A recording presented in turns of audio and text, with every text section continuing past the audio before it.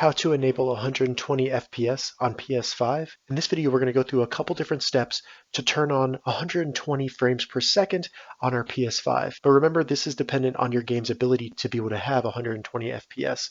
So to get started, the first thing we need to do is open up the settings on our PlayStation 5. Once in the settings, go down to Screen and Video, select that.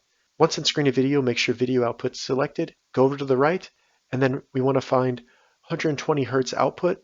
Make sure you turn that on to automatic. And then I also recommend going down to ALLM and turn that on to automatic as well.